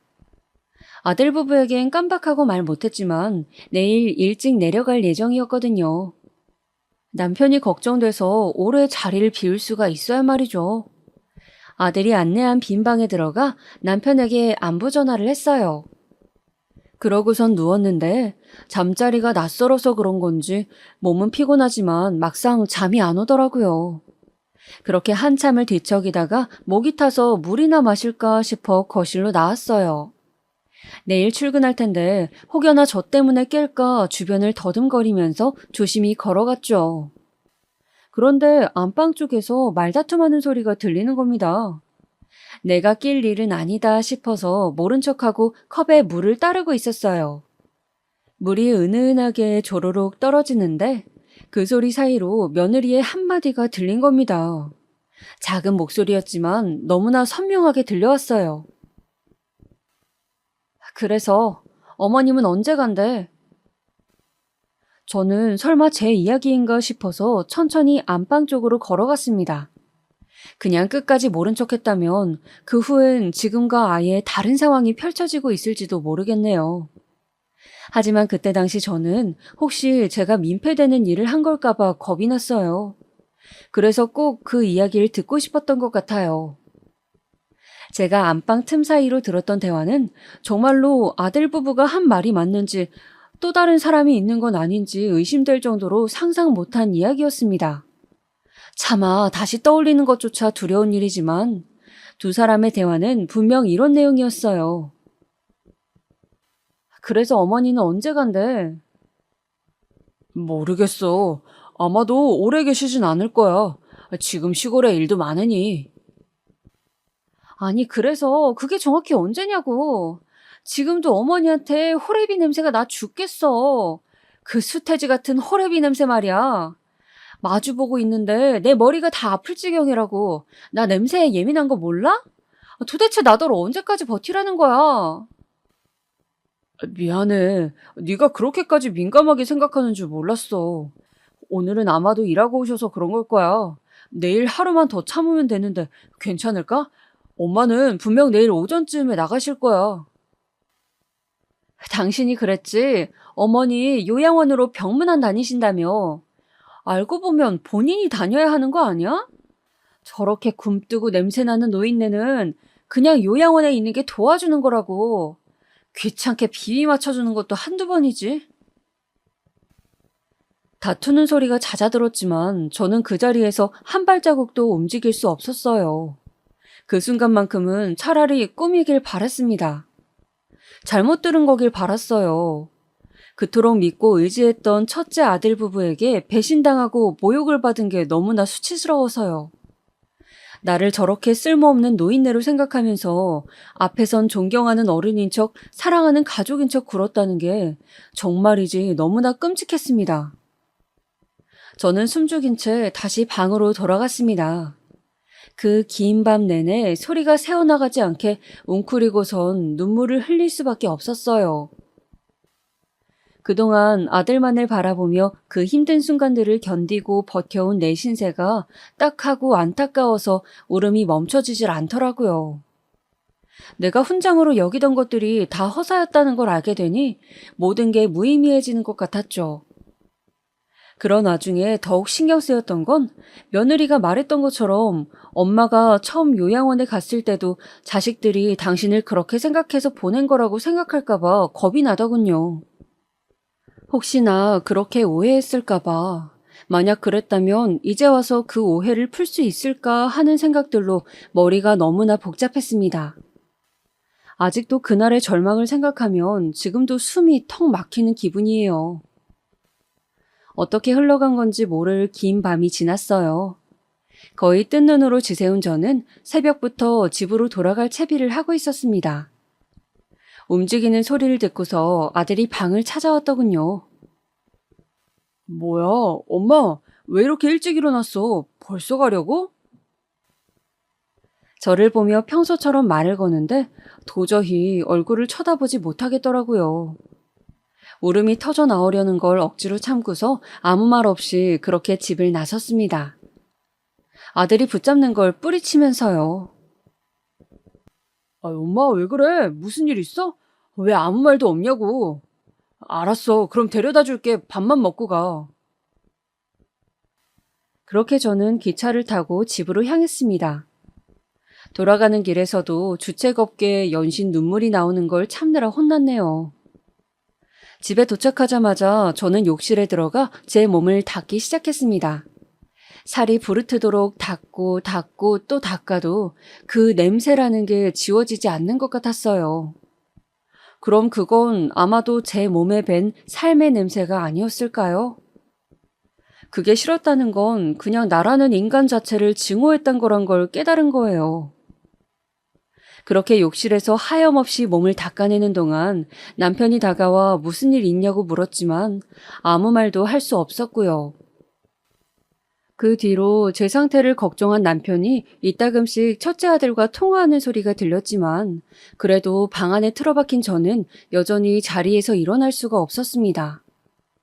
그렇게 하루 이틀이 지나고 나서야 배가 고프고 그만 일어나고 싶다는 생각이 들더라고요. 남편의 도움으로 몸을 일으킨 저는 전과 같은 기력을 되찾기 위해 조금씩 움직이는 노력을 했어요. 그러자 며칠간 아무것도 말하지 않고 옆을 지켰던 남편이 조심스럽게 묻더라고요. 서울 가서 무슨 일이 있었느냐고요. 더 이상 비밀로 할 수 없을 것 같아서 솔직하게 전부 이야기했습니다. 제가 말하고 듣고 느낀 전부를요. 묵묵히 듣고 있던 남편은 이야기가 끝나자마자 참았던 눈물을 흘리더라고요. 그리고선 제가 혼자 감당했어야 할 그 고통들에 대해서 안쓰러워하며 자식을 잘못 키웠다고 모두 자기 죄라고 말했어요. 죄라는 말이 너무나 마음 아파서 저는 남편을 안았고 우리 부부는 서로를 부둥켜 안고서 소리 죽여 울었습니다. 우리는 그저 한평생 우리 자리에서 최선을 다해 일해온 것 뿐인데 대체 무슨 죄를 지었기에 이런 고통을 받아야 하는 걸까요? 억울하고 분해서 참을 수가 없었습니다. 그 뒤로 저와 남편은 깊은 우울함을 느낀 탓에 집 안에서만 머무르며 조용히 생활했습니다. 저희 집에서 가까이 살던 둘째가 이런 변화를 자각하고선 때마다 찾아오기 시작했죠. 우리가 걱정돼서 온 거였지만 좀처럼 입을 열지 않으니 답답해하는 것 같았어요. 그렇지만 곁에서 잠자코 기다리며 우리를 열심히 보필해 주었네요. 그때 정말로 둘째에게 큰 고마움을 느끼고 있었어요. 평생 느껴보지 못한 고난의 순간이 우리 부부에게 한꺼번에 찾아와 낙담하고 있었을 때 기꺼이 우리의 손발이 되어준 둘째가 있었기에 조금씩 힘을 낼 수 있었던 것 같아요. 절망 속에서 발견한 희망처럼 말이에요. 그로부터 2주 후 저의 생일이 다가왔습니다. 생일을 챙길 기력이 없어서 이번엔 따로 모이지 않고 개별로 알아서 잘 보내라고 일렀네요. 그런데 눈치 없고 말기 어두운 사람이 제가 걱정됐던 건지 아니면 둘째에게서 다른 소식을 들은 건지 모르겠지만 첫째 부부가 집까지 찾아왔습니다. 양손에 과일과 떡을 잔뜩 사들고서 놨더라고요. 여느 때처럼 반갑게 웃으며 저에게 달려오는데 저도 모르게 뒷걸음질 치고 말았어요. 그 순간 모든 게 정막으로 바뀌었습니다. 저의 반응을 보고서 놀라 멈춘 거지만요. 이에 며느리는 다분히 놀란 듯 보였습니다. 왜 그러세요, 어머니? 무슨 일 있으신 거예요? 아유, 아니다. 잠시 놀라서 그래. 다은이 너도 먼 곳까지 오는데 고생 많았을 텐데 어서 들어와라. 그렇게 예기치 못하게 저의 생일 축하상이 준비되었습니다. 아직은 첫째네 부부를 제대로 마주할 용기가 없었지만 너무 순식간에 진행된 일이라 어쩔 수 없었죠. 둘째까지 오고서야 가족들 전부가 모였고 오랜만에 만난 어색함을 지우기 위해서 아이들은 분위기를 띄우기 위해 노력했습니다. 저도 있는 힘 없는 힘을 짜내서 애써 웃어 보였고요. 그때까지 남편은 첫째 아들 쪽을 아예 쳐다도 보지 않았죠. 크게 화를 내려는 걸 제가 옆에서 계속 말려서 멈출 수 있었어요. 오늘 같은 날은 우선 넘기자고요. 그런데 문제는 다 함께 저녁을 먹고서 과일을 먹는 때에 발생했습니다. 과일 하나를 집어서 먹으려는데 갑자기 첫째 며느리가 짠 하는 효과음을 내더니 선물 상자를 내밀더군요. 생신 축하드린다면서 가장 해맑은 얼굴로 선물을 준 거였어요. 저는 이번에도 애써 미소를 띤 얼굴로 선물을 받아들었습니다. 그리고 조심스럽게 풀어본 그 순간 저는 또다시 얼어붙고 말았어요. 며느리가 준비한 선물은 향수였습니다. 제가 향수를 보며 아무 말도 못하고 있는데 며느리가 옆에서 신이나 설명을 이어가더라고요. 어머니, 제가 어머니를 위해서 고르고 고른 향수예요. 엄청 인기 좋은 제품이거든요, 이거. 힘들게 일하시고 나서 이 향수를 가볍게 한번 뿌리고 나면 새 옷 입은 것처럼 산뜻하게 바뀔 거예요. 어때요? 좋죠? 저렇게 말하는데 한편으로는 그때 아들 집에서 들었던 목소리가 같이 떠오르더라고요. 지금도 어머니한테 호레비 냄새 나서 죽겠어. 그 수태지 같은 호레비 냄새 말이야. 마주보고 있는데 머리가 다 아플 지경이라고. 나 냄새에 예민한 거 몰라? 저는 그 어지러운 목소리들을 더 이상 참지 못하고 향수가 담긴 상자를 바닥에 던져버렸습니다. 첫째와 둘째, 며느리와 남편은 그 자리에 굳어서 얼어붙어 버렸죠. 그리고서 저는 여태껏 너무나 물어보고 싶었지만 다시는 아들 얼굴을 보지 못하게 될까봐 차마 묻지 못했던 것들을 며느리를 향해서 소리쳤어요. 제발 그만해라. 다은이 너 내가 호레비 냄새 나서 향수 준 거니? 네 눈에 나는 구역질 나는 병균 덩어리니까 이렇게라도 악취를 지우고 싶어서 선물해 주는 거야? 너무 고맙다. 네 마음이 잘 느껴져. 겉으로 웃으며 헤헤거리면 네 그 까만 속내가 안 보이니까 모든 게 만만하지? 그러니까 시어머니인 나를 이렇게 기만하는 거 아니야. 제 악에 바친 외침에 며느리는 놀라서 아무 대꾸도 하지 못하더라고요. 그 와중에 첫째 아들만이 뛰어와서는 제 손을 부여잡고 말하길. 엄마, 왜 이래 갑자기? 그게 다 무슨 말이야? 엄마가 왜 병균 덩어리냐고? 그러니까 내가 왜 너한테 그런 존재가 돼야 해? 지훈아, 너희를 위해 평생을 살았는데 엄마한테 돌아온 게 고작 그런 취급이야? 네가 어떻게 나한테 그래? 엄마 다 들었어. 너희 집에 간 날 밤에 너랑 다은이가 이야기하는 거 다 들었다고. 다 들었다고? 정말? 그때 이야기 다 들은 거야, 엄마? 이런 생일상이 무슨 소용이고 생일 선물이 무슨 소용이니? 엄마 마음을 갈기갈기 찢어놓고선 태어난 날을 축하해주겠다고? 너희 때문에 처음으로 난 태어난 걸 후회하게 됐는데 이럴 거면 차라리 요양원에 맡기지 그래. 더러운 짐짝 취급받느니 그게 훨씬 더 사람 사는 것 같겠네. 아들은 더 이상 아무 말도 하지 않았습니다. 그래요. 자기가 사람이라면 어떤 대답도 할 수 없었겠죠. 제 울부짖음에 둘째는 어느 정도 상황이 파악이 된 듯 아직도 제 손을 붙잡고 있는 첫째를 제게서 떨어뜨려 놨습니다. 남편은 아들과 며느리에게 크게 호통을 치며 꾸짖는 것 같았어요. 그러자 며느리가 그제야 저에게 와서 말을 하더라고요. 죄송해요. 어머니 들으라고 한 이야기는 아닌데 들으셨다니 우선 사과는 드릴게요. 그런데 솔직히 어머니도 너무한 거 아니에요? 그날도 저희 상황 어려운 거 말했는데 끝까지 도와주시겠다는 말씀 한 번도 없었잖아요. 하다못해 가게 여는데 필요한 거 없냐고 묻지도 않고 열심히 하면 때가 온다니 이딴 영양가 없는 말만 하셨잖아요. 저도 알아요. 어머니 지금 경제적으로 우리 도와주고도 남을 만큼 모아두신 거요. 그럼 대놓고 돈을 달라 했으면 그게 더 나았을까요? 그럼 그거대로 싫으셨겠죠? 제가 그동안 시댁에 못한 게 뭐가 있는데요. 저 원래 그런 성격 아니에요. 살갑고 밝고 엉겨붙는 그런 성격 아니라고요. 그렇게 노력했는데 어머니는 우리를 위해서 해주신 게 대체 뭐가 있냐고요. 이 광경을 바로 옆에서 지켜보던 첫째는 저와 며느리 사이에 서서 싸움을 말리지도 멈추지도 못한 채 안절부절 못하고 있었어요. 그 모습을 보며 아, 저래서 그동안 붙잡혀 살았구나 싶더라고요. 그게 너무나 한심해서 도저히 아들을 쳐다볼 수가 없었네요.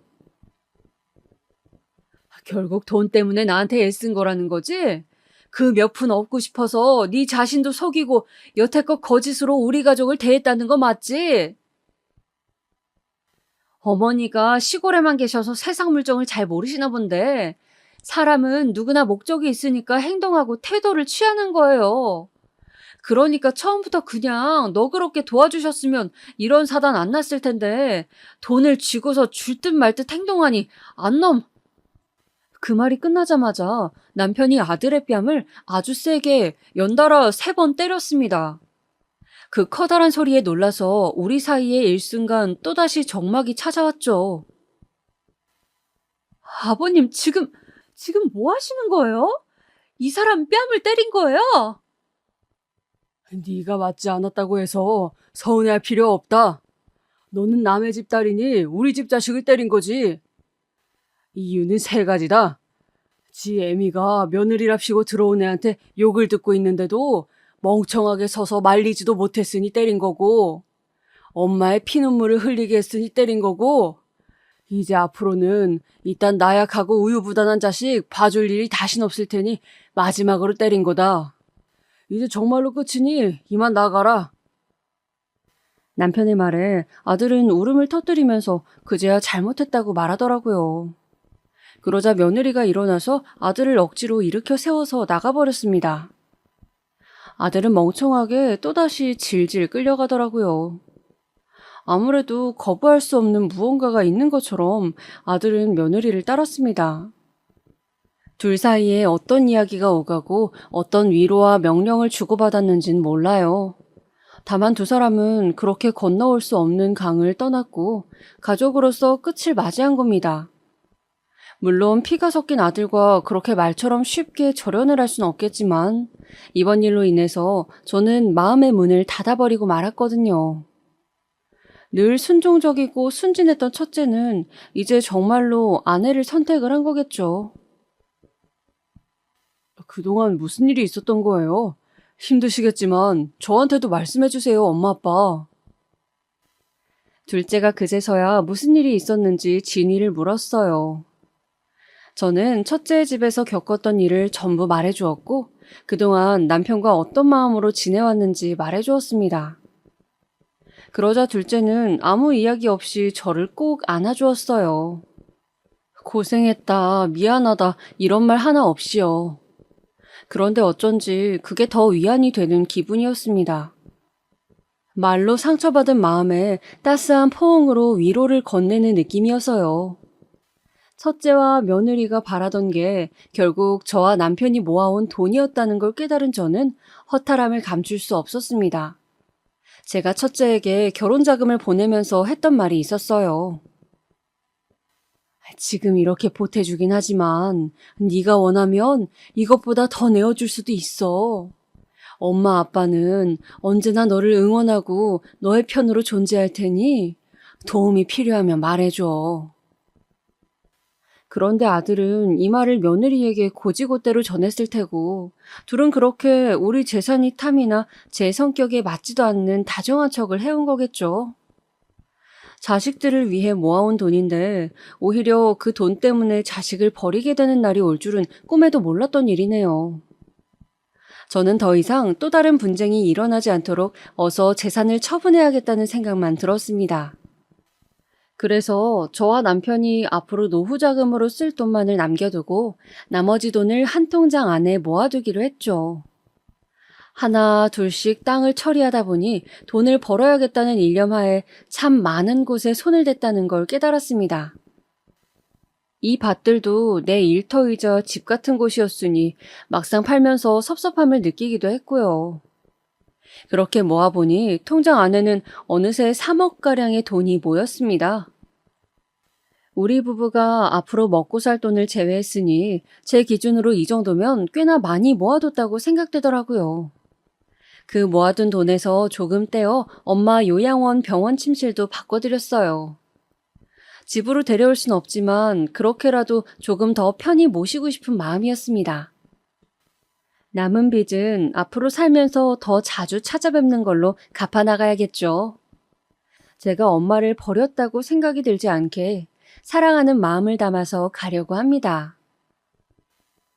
그러고 나서 얼마 후 남편이 첫째 부부와 둘째, 예비 며느리를 집으로 불렀습니다. 안녕하세요, 어머니. 오랜만이에요. 그동안 잘 지내셨죠? 그래, 덕분에 별 문제 없이 잘 지냈다. 다행이네요. 궁금하실 텐데 저희도 회사 다니면서 열심히 살고 있어요. 카페는 조만간 어떻게든 차리려고 준비 중이고요. 나중에 개업하면 한번 놀러 오세요. 첫째 며느리를 다시금 마주하는 건 구역질이 날 만큼 어려운 일이었지만 다행히 대화가 길지는 않은 터라 참을 수 있었어요. 그 다음 둘째네까지 모였을 때 남편은 어렵사리 입을 열었습니다.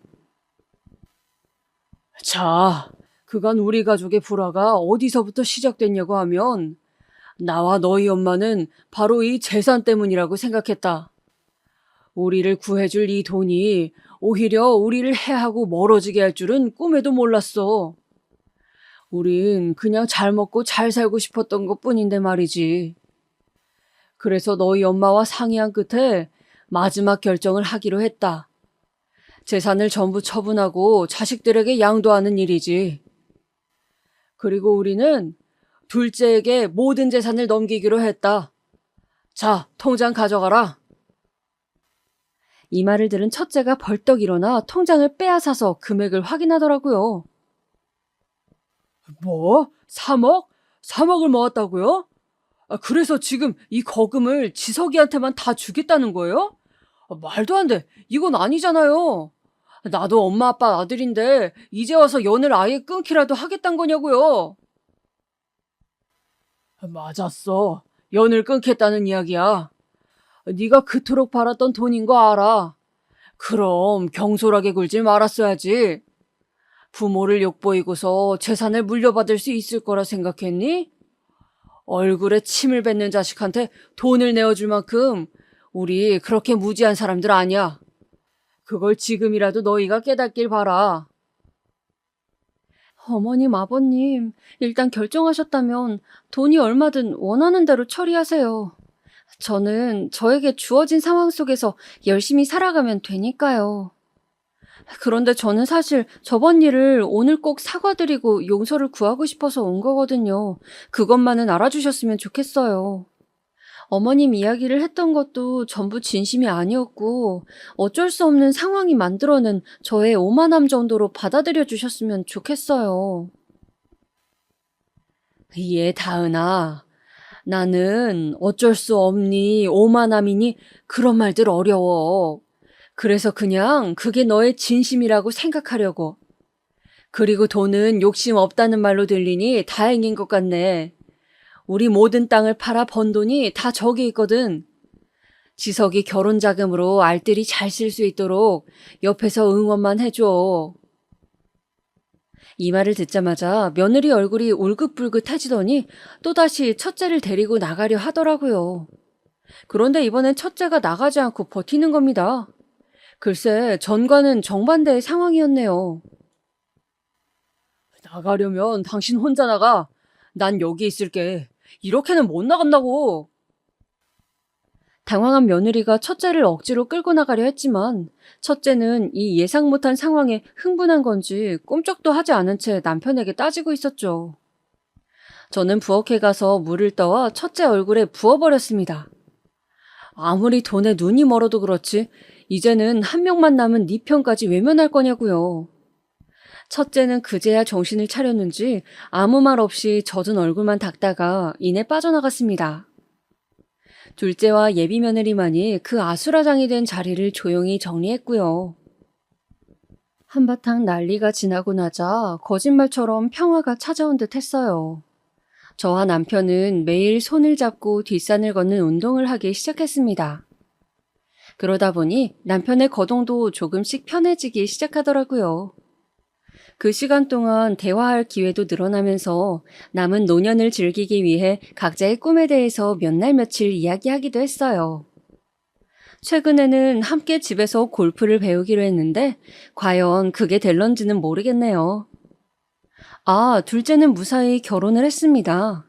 너무 멋진 신랑과 너무나 아름다운 신부였죠. 누구보다 기쁜 마음으로 축하해 주었는데 두 사람은 왠지 저와 남편처럼 평생 서로 아껴주며 살아갈 것이란 예감이 들어요. 이번 예감은 저번과 다르게 분명합니다. 그런데 혼자서 모든 재산을 물려받아서 그런지 둘째가 자꾸 남편과 저를 모시고 살겠다고 하더라고요. 고맙지만 저희는 한사코 거절했습니다. 괜히 한 지붕 아래 둘째네 눈치를 사서 볼 거 있나요? 나이가 들었다 해도 꼭 자식에게 기대어 살라는 법은 없으니까요. 한 차례 위기를 겪고 난 우리 부부는 이제야말로 일상의 행복을 온전히 받아들일 준비가 되어 있다고 생각해요. 그리고 첫째는 이혼을 했다고 들었어요. 카페를 창업하는데 자금이 부족하니 의견 충돌이 일어나고 결국 크게 싸운 후에 이혼했다고요. 우리와 그런 일이 있고 나서부터 싸움이 잦았다고 하니 둘의 의견도 100% 맞는 건 아니더라고요. 그 두 사람이 헤어지고 나면 첫째 혼자서 단 한 번은 우리를 찾아오지 않을까 싶었는데 아직까진 오지 않았네요. 하지만 멀지 않은 시간 내에 오게 될 거라고 믿어요. 저도 아들을 다시 아들로 받아들이기까지 마음의 문을 여는 건 너무나 오랜 시간이 걸리겠지만 그럼에도 아들이 먼저 손을 내민다면 엄마로서 잡아줘야 할 것 같습니다. 나에게 실망과 상처를 안긴 자식이지만 나를 버리지 않았다면 치유의 희망은 언제나 존재하니까요. 저의 사연 재미있게 들으셨나요? 이 짧은 시간 동안 정신을 못 차릴 만큼 정말 많은 일이 있었는데요. 남은 시간을 온화하고 평화롭게 보내라는 의미로 머리 아픈 채찍을 맞은 거라 생각하려고요. 앞으로는 아내나 엄마로서보다는 온전한 저의 삶을 살기 위해 또다시 남은 날들을 열심히 살아내고 싶어요. 긴 글 읽어주셔서 감사합니다. 여러분의 삶도 그 어느 때보다 평화로운 날들이길 바라며